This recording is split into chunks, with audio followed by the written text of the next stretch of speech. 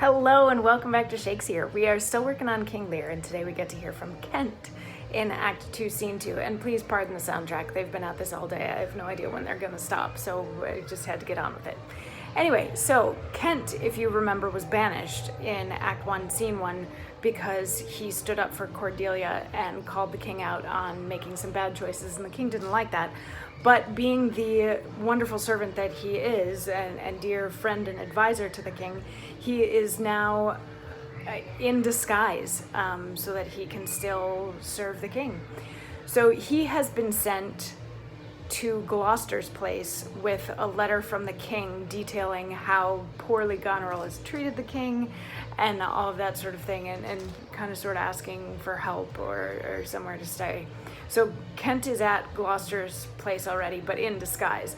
And if you remember also, I think it was in Act 1, Scene 4, as Kent was like proving himself to Lear in disguise, trying to get into his good graces, whatever, he picked on the servant Oswald, who serves Goneril, and who is actually also on... Oswald is also on his way to Gloucester's house with letters from Goneril saying how poorly King Lear and his men have been behaving and sort of asking for help and that sort of thing.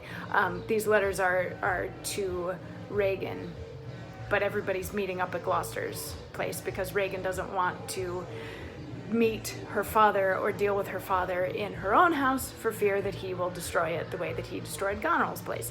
So Act 2, Scene 2, we are right outside Gloucester's place, and Kent is there, and then the servant Oswald comes in and sort of presumes that Kent is a house servant at Gloucester. So it's like, where can we put our horses and stuff?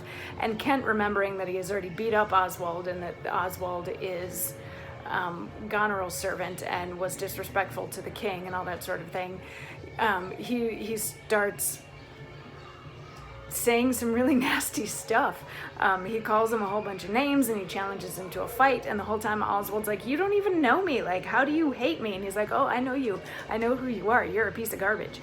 And they get into a little bit of a fight until Edmund the Bastard comes in, and then Regan and Cornwall and Gloucester come in, and some other slaves, servants from Gloucester's house, and they're like, what is going on here? Like, what is this? And Oswald tries to play all innocent, like, I don't know, all of a sudden he just attacked me, and that sort of thing. And Kent is like, because he's terrible, and I'm coming with letters from the king, and you need to read these letters from the king, and all that sort of thing. And Cornwall's like, you know, you're behaving really disrespectfully. And Kent says, well, I'm angry. I'm allowed to be a little whatever because I'm angry. And Cornwall says, well, what are you angry about? And Kent says that such a slave as this should wear a sword who wears no honesty.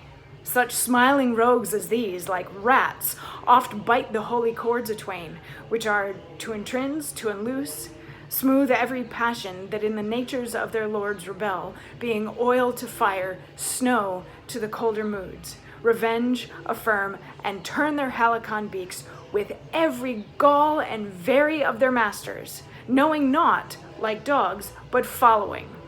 A plague upon your epileptic visage. Smile you my speeches as I were a fool? Goose, if I had you upon Sarum Plain, I'll drive ye cackling home to Camelot. So his explanation is he doesn't like Oswald, and the fact that Oswald is the sort of person that follows the whims of his master without like thinking for himself or anything like that. And then he threatens him one more time, which, as it turns out, Cornwall and Regan are not huge fans of that sort of behavior, so they decide that Kent needs to be put in the stocks, so like the things that clamp around the feet and the arms, and they decide that he needs to sit in the stocks overnight for beating their servant, or their sister servant, Oswald. So they pull out the stocks, they put Kent in them, and Gloucester is trying to prevent this the whole time. He's like, you don't need to stock him, like, don't put him in the stocks, that's really gonna piss off Lear. Don't do it. But they do it anyway. They're like, yeah, we'll just do that because also we got these letters from Goneril saying that Lear is kind of crazy right now, so yeah, we're gonna put his serving man in the stocks, that's fine, whatever.